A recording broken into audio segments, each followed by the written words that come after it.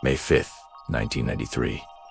A quiet suburban afternoon in West Memphis, Arkansas. Three 8-year-old boys, Stevie Branch, Michael Moore, and Christopher Byers, leave their homes to ride their bikes near a wooded area known by locals as Robin Hood Hills. They never come back. When the boys didn't return home for dinner, their parents began to worry.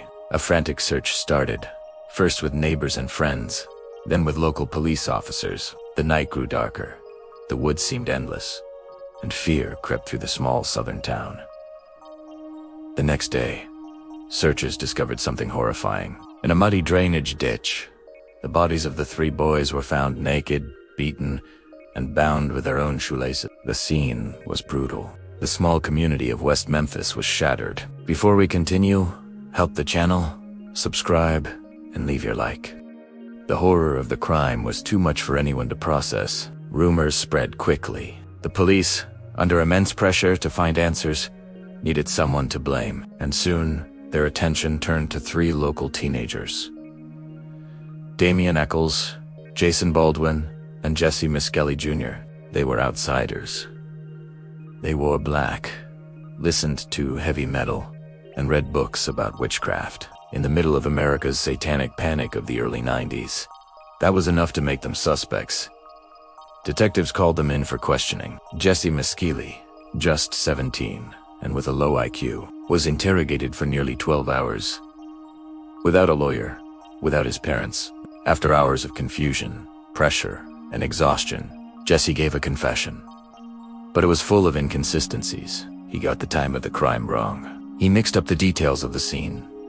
He said things that didn't match the physical evidence. Still, the police had what they wanted: a confession. From that moment, the story was set. Three teenagers, branded as devil worshippers, accused of killing three innocent children in a satanic ritual. The community demanded justice, and the media fed the hysteria. In 1994, the trials began. Damien Echols was portrayed as the ringleader, dark, defiant, artistic.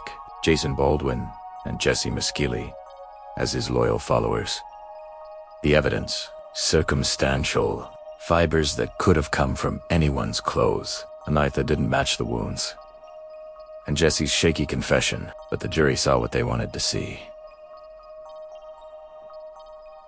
Three troubled teens, three dead children, a narrative that fit the fear of the time. Jessie Misskelley and Jason Baldwin were sentenced to life in prison.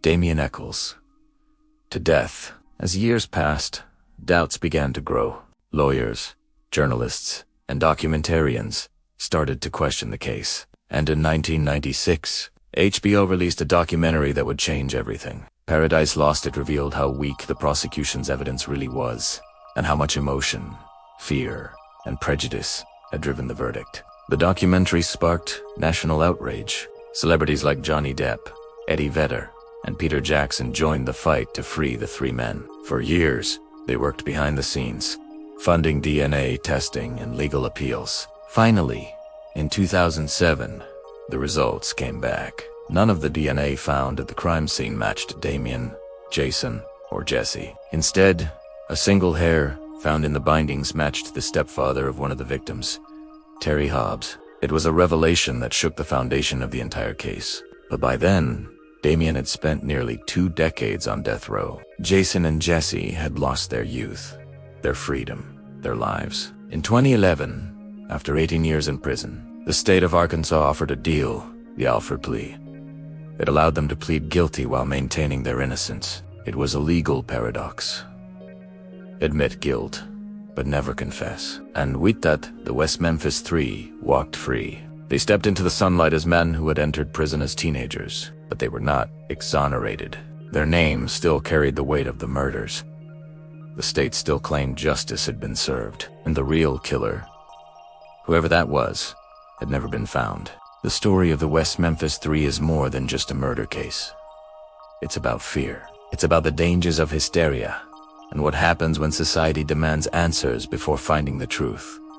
More than 30 years later, the questions remain. Who killed Stevie Branch, Michael Moore, and Christopher Byers? Was justice ever truly served? Or did the system create 3 new victims to cover the mistakes it didn't want to admit? Thank you for watching Cold Case. 5 minutes. Subscribe and leave your like.